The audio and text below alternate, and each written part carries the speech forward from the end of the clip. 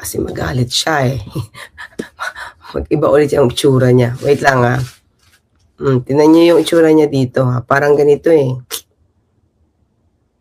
Share ko lang. Diba? Nagsasalubong ang kilay eh. Yun o. Parang ganyan o. Diba? Parang ganyan lang. Parang ganyan. Paggalit. Paggalit. Diba? Anyway, balik tayo. Balik tayo. Tingnan nyo o. O, diba? Mga clear. Tingnan nyo dito o. Parang yung pinakita ko kanina sa inyo. Bakit? Diba? Bakit? Magbabago ba yung ugali niya kung Christmas o hindi? Christmas. May message ka ba kay BBM? Christmas bitaw? Bakit? Magbabago ba yung ugali niya kung Christmas o hindi? Hindi naman magbabago. So, wala.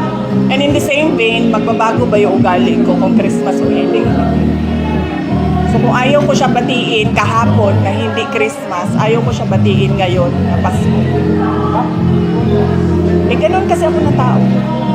Ayaw ko batiin ng mga ayaw ko batiin. Kung may message daw ba kay PBBM, tingnan niyo yung mukha niya mga ka-clear. Nadinig lang ang pangalang PBBM. Tignan niyo siya ulit mga ka-clear. May kahawig to eh.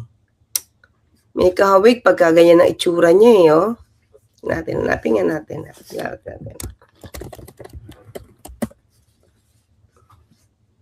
Wait. Pag galit na galit eh. Ayoko na ipakita. Pinakita ko na sa inyo dati ito eh. Okay, sandali lang ha. Pag galit na galit kasi siya pag nagme-meltdown siya. Iba itsura niya eh. Diba? Tingnan natin. Okay, wait lang. Hanap lang ako. Pag nagagalit eh. Pag nagagalit siya. Iba yung itsura eh. Sana ba yan? Wait lang mga clear ha. Nahanap ko pa. Kasi magalit siya eh. Mag-iba ulit yung itsura niya. Wait lang ha. Tingnan niyo yung itsura niya dito ha. Parang ganito eh. Share ko lang. Diba? Nagsasalubong ang kilay eh. Yun o. Parang ganyan o. Diba? Parang ganyan lang. Parang ganyan. Paggalit. Paggalit. Diba? Anyway, balik tayo. Balik tayo. Tingnan nyo o. O, diba? Mga clear. Tingnan nyo dito o.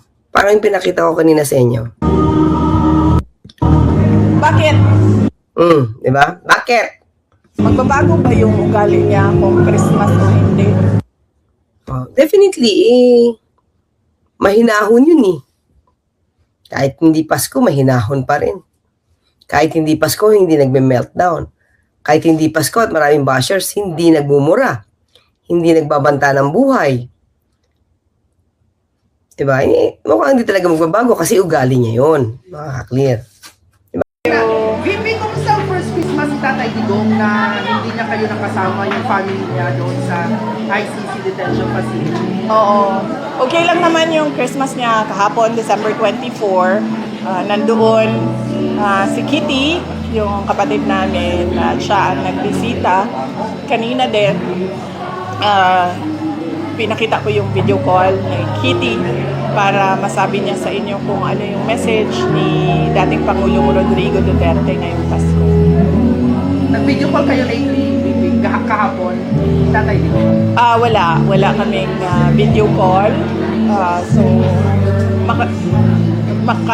telephone call lang. Ano na pag-usapan niyo? Ay, karon? Yung kahapon or ngayon? Wala. Bawal ang video call, so pwede lang kami mag-telephone call, pero hindi pa kami nagkausap ngayong Christmas. Kumusta yung pag-visit mo sa The HPP?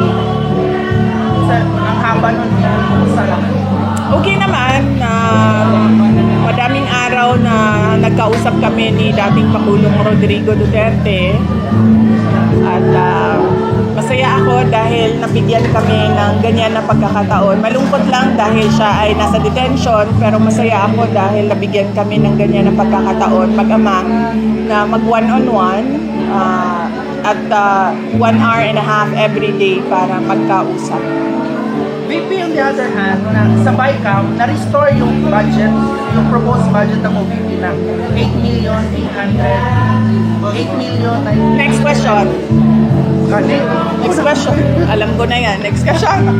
So, ngayong January, first week sa January, may pirmahan na yung 2026 national budget ni PBBM. Hindi pwede, uy. Dapat before December 31, pirmahan ang budget. Otherwise, mag-reenact yan kung hindi pirmado by December 31. Anong meaning ng reenact, VP?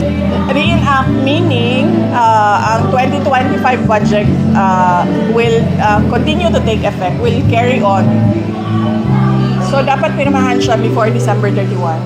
Sabi ng Malacanang, first week of January, pipirmahan ni PBBM. Naambot sa ilaha. So, bawal ba yan sa lobby? Sa batas, dapat before December 31. Otherwise, mag-reenact by January 1. So, meaning magbabalik yung yung previous budget. Yung December 2025 budget, yes. John Ryan Calonia, sir. Maybe can you confirm yung sinabi ni Secretary DIL Secretary na bumisita ka raw po sa gym facility to visit Arlie Teves and not Madriaga? Bahala sila kung anong gusto nilang sabihin. Basta ako, ang sinabi ko, hindi ko kilala si Ramil Madriaga. Yung mga picture kayo, VP, kumakalat. O tayo din, may picture din tayo. So, May picture ako sa at least siguro 1 milyong Filipino. At yung mga event na yon, tulad ng inauguration ko, siguro mga nasa 4,000 tao ang may individual pictures sa akin. At sa mga Zoom meetings ng parallel groups, more than 300 participants ang isang Zoom meeting. So, propaganda lang ito, VP, sa'yo, against sa'yo. Nag-release na naman kami ng statements eh. Kung lahat akusasyon lang, walang ebidensya, ibig sabihin, paninira lang yan. At kung paninira yan, connected pa rin yan sa 2028 presidential elections. And no, don't ask about the 2028 presidential elections, Brian. Alam ko na yung sunod mong tanong eh.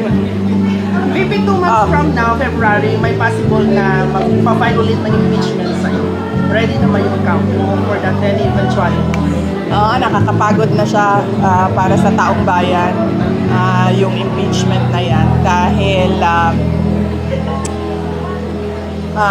nakikita naman natin na wala talagang ebidensya yung kanilang mga reklamo. Totally for threats and harassment lang. Ito naman yung pagkamatay ni si Cabral. Do you think, VP, na makaka-apekto ito sa investigasyon ng flood control project? I think makaka-epekto ito sa mental wellness ng mga undersecretary at mga assistant secretary dyan sa mga opisina ng mga department. Bakit, VP? Dahil yung mga kaparte ng mga anomalya, mag-iisip na sila kung mahuhulog din ba sila sa bangin. So, tingin mo may foul play itong pagkamatay ni si Cabral? Hindi ako maka-speculate kung ano ang nangyari doon sa Cannon Road dahil hindi ko naman nabasa kung ano yung mga reports. Lately, VP, tinalaga ng Malacanang si General Torre bilang MMDA General Manager. So, any comment? Ano bang comment niya? Dapat siguro siya ang mag-comment sa kanyang appointment. Anong comment niya? Wala siyang comment. Tanong mo siya kung anong comment niya. Bibi, balikan ko lang yung Logan Teves. Hindi totoo bumisita ka po sa jail. Ang sinasabi ko, wala akong i-confirm at i-deny. Sila ang kung gusto nila sila ang magsalita, then magsalita sila. Basta ang sinasabi ko, hindi ko kilala si Ramil Madriaga. How often binibisita Nakita mo daw si Arnie Teves. Yun, sir. Ang According sagot to ko. Julia. Yun ang sagot ko, sir. Maybe na still Sila na lang ang magsalita kung gusto nila magsalita. in the spirit of Christmas, may message ka ba kay BBM? Christmas bitaw? Bakit? Magbabago ba yung ugali niya kung Christmas o hindi? Hindi naman magbabago. So, wala.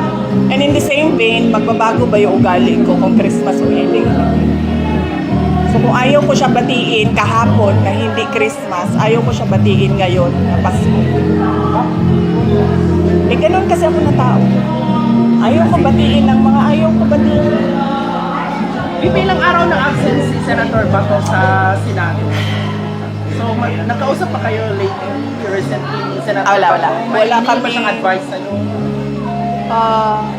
Hindi kami nagkausap ni Senator. Hindi kami nagkausap ni Senator Bato ngayong panahon ng Pasko. At ang huling pagkausap namin ay yung araw na nagsabi na merong warrant of arrest para sa kanya.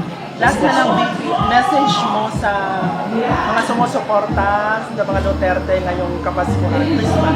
Opo, nagpapasalamat kami mula kay former President Rodrigo Duterte, sa aking mga kapatid, si Congressman Paulo Duterte, sa aking pamangkin, si Congressman Omar Duterte, sa aking isang kapatid na si Mayor Sebastian Duterte, sa aking isang pamangkin na si Vice Mayor Rodrigo Duterte II, at mula sa buong pamilya, kasama na si Kitty, nagpapasalamat kami sa patuloy ninyo na suporta sa aming pamilya at sa pagdarasal ninyo sa paglaya ni former President Rodrigo Duterte. At ako, kasama ang aking mga colleagues sa tanggapan ng pangalawang Pangulo, ay nagpapasalamat sa patuloy ninyo na suporta sa mga aktibidad, programa at proyekto ng tanggapan ng pangalawang